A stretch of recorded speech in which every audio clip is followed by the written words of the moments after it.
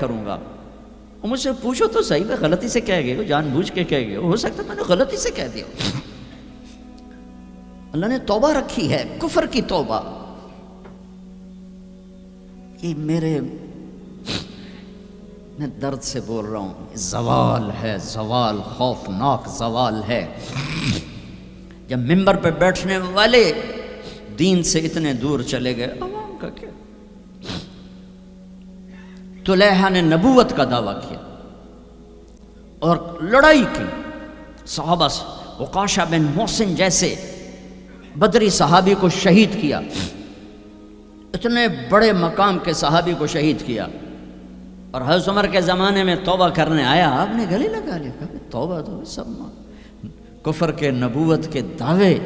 میرا اللہ کہتا میں تو ہر بیان میں کہہ رہا ہوں کہ دھرتی گناہوں سے بھر کے ایک دفعہ کہو یا اللہ میری توبہ، تو اللہ کہتا جاؤ سب معاف کیا. یہ میں زوال بتاؤ. آج امت کتنی پستی میں چلی گئی ہے، کس قدر فرقہ واریت نے ایک اجتہا کی شکل اختیار کر لی ہے کہ ایک دوسرے کو سلام کرنے سے کہ کافر کافر کافر، کتے خنزیر. میرا نبی ایسے بولتا تھا. میں انسان ہوں، بول رہا ہوں، بولتے بولتے کوئی غلط جملہ بول سکتا.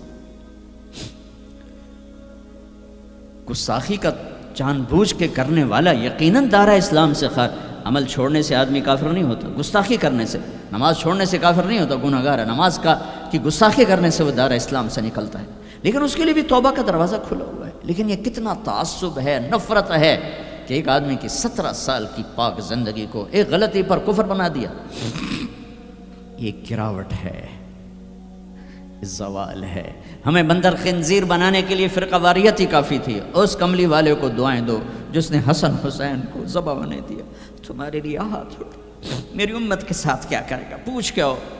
اور وہاں سے جواب آتا ہے ساتھ دوں گا، یعنی یہ نہیں کروں گا جو پشتوں کونو قردۃ خاسئین، ہو جاؤ بندر خنزیر. یہ نہیں کروں گا. ہو جاتا یہ جو کفر از کعبہ برخیزد کجا ماند مسلمانی. بھائیو، میرے نبی نے بڑے دکھ دیکھے ہیں اس امت کے لیے. اسے مت توڑو، مسلمان بن کے رہو، فرقوں میں مت بٹو. اس امت میں صحابہ کے دور سے اختلاف ہے. میرے نبی نے دعا مانگی تھی اللہ میں اختلاف نہ ہو. اللہ نے کہا میرے محبوب اختلاف ہوگا. اس کا مطلب ہے اس کے باوجود ہمیں محبت کا حکم ہے. میرے نبی نے فرمایا اسلام کا سب سے عظیم عمل کیا ہے؟ صحابہ نے کہا نماز. آپ نے کہا نہیں. انہوں نے کہا جی جہاد. آپ نے کہا نہیں. روزہ نہیں. حج نہیں. صدقہ نہیں. اچھا تو کیا ہے؟ آپ نے کہا محبت. اسلام کا سب سے عظیم عمل محبت ہے. جو امت کو توڑنے والی بات کرتا ہے وہ میرے نبی کے سینے میں سب سے گہرا خنجر اتارتا ہے. جو امت کو فرقوں میں بانٹتا ہے، تمہارے اندر یہاں یہ جراثیم ہیں چونکہ تم وہیں سے آئے ہو. میں تمہارے سامنے ہاتھ جوڑتا ہوں، اللہ رسول کا واسطہ دیتا ہوں، مسلمان بن کے رہو. نہیں تو جاؤ پاکستان میں دیکھو کتنے سہاگ اجڑ گئے، کتنی مائیں نوحے ان کے سنے نہیں جاتے. یتیم بچوں کے سر پہ ہاتھ رکھنے والا کوئی نہیں ہے. اس فرقہ وریت کی آگ میں جل گئے. میں آج کو نہیں روتا ہوں، میں بغداد کو روتا ہوں کہ بغداد میں یہی کچھ ہو رہا تھا. علماء آپس میں دست و گریباں، عوام دست و گریباں، سمجھانے والے روئے بس کرو بس کرو کوئی اور بڑی آفت نہ آ جائے. نہیں سمجھے تو اللہ نے مٹا دیا. اسپین میں گیا 2-3 دفعہ، میں رویا ہوں. حکومت کے جانے پر نہیں رویا، میں اس پہ رویا ہوں کہ جس وجہ سے اسپین کا مسلمان تباہ ہوا اس کا ہر سبب پاکستان میں موجود اور نہیں سمجھ رہے. ممبر پہ بیٹھنے والے سے کیسے خطا نہیں ہو سکتی؟ کوئی لکھا ہوا جس کو وہ پڑھ رہا ہے، لکھے ہوئے میں بھی غلطی ہو جاتی ہے، نقل کرنے میں غلطی ہو جاتی ہے. پاکیزہ زبانیں ہیں جن پر اللہ بولتا ہے وہ خطا سے پاک ہے. لیکن میرے بھائیو، زبان کی غلطی کو کفر و اسلام، اختلاف رائے کو کفر و اسلام، اختلاف عمل کو کفر و اسلام. کیا جواب دو گے آپ؟ مسجد میں بیٹھے ہوئے ہیں، چہرے کا رنگ پیلا پڑا ہوا ہے. ایک صحابی آتے ہیں، کعب بن عجرہ، یا رسول اللہ ما لی اراک متغیر اللون، آج آپ کو کیا ہوا ہے؟ آپ کا رنگ بڑا پیلا ہے. آپ نے پیٹ پر انگلی رکھی. کعب ما دخل جوفی ما يدخل جوف ذات کبد منذ 3. کعب آج 3 دن گزر چکے ہیں، میرے پیٹ میں ایک لقمہ داخل نہیں. اب باغ میں تشریف لے گئے. عبداللہ بن عمر ساتھ ہیں. کھجوریں گری پڑی، خراب کھجوریں، اٹھا کے صاف کر کے مٹی جھاڑ کے صاف کر کے کھانے لگے. اور عبداللہ بن عمر سے کہنے لگے تو نہیں کھاتا؟ کہا جی مجھے بھوک نہیں. آپ نے کہا مجھے بھوک ہے، آج 4تھا دن ہے میں نے کچھ نہیں کھایا، 4تھا دن ہے میں نے کچھ نہیں کھایا. یہ وہ ہستیاں ہیں جن کے لیے جنت کے دسترخوان زمین پہ آ سکتے ہیں، فرشتے ہاتھ دھلانے کے لیے کھڑے ہو سکتے ہیں، سونے چاندی کے محل کھڑے کیے جا سکتے ہیں.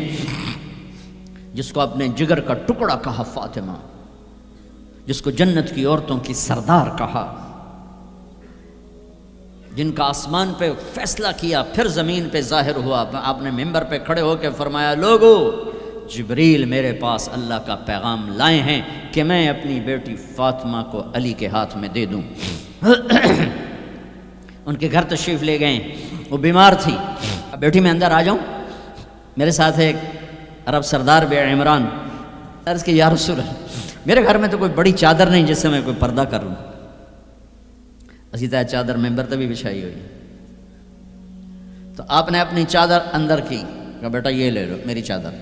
باپ کی چادر سے اپنے جسم کو لپیٹا. آپ اندر آئے، پوچھا بیٹی سونا بیمار ہو کیا؟ تو باپ کو دیکھ کے رونے لگی.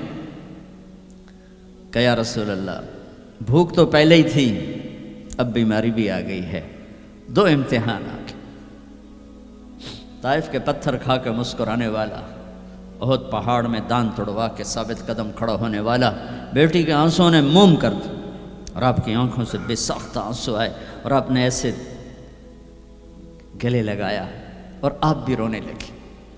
اور کہا بیٹی والذی بعث اباک بالحق، اس ذات کی قسم جس سے قبضے میں تیرے باپ کی جان ہے، اور اس ذات کی قسم جس نے تیرے باپ کو نبی برحق بنا کے بھیجا ہے، آج 3 دن ہے تیرے باپ نے کچھ نہیں کھایا. پھر فرمایا میرے رب نے مجھے کہا ہے میرے محبوب یہ احد پہاڑ سونا چاندی بنا دوں، آپ کے قدموں پہ قربان کر دوں. تو میں نے کہا نہیں مجھے نہیں چاہیے، مجھے نہیں چاہیے، مجھے نہیں چاہیے. میرے بھائیوں، میرے نبی نے اس امت کے لیے اپنا سب کچھ لٹایا ہے، اپنے گھر کو لٹا دیا، قربان کر دیا. آخری تھے، آپ کے بعد کوئی آنے والا نہیں تھا، ہر شے مکمل کر کے دی. لا نبی بعدی ولا امت بعدکم، میں جا رہا ہوں، میرے بعد کوئی نبی نہیں آئے گا، تمہارے بعد کوئی امت نہیں آئے گی. فلیبلغ الشاہد الغائب، میرا یہ دین آگے پہنچانا تمہارے ذمہ ہے. بھائیو، آپ سب بھائیوں کی خدمت میں گزارش ہے، اپنی منزل اللہ کو بناؤ اور رہبر محمد مصطفیٰ صلی اللہ علیہ وسلم کو بناؤ، جو آپ کو اللہ سے ملا دیں گے، اللہ سے جوڑ دیں گے.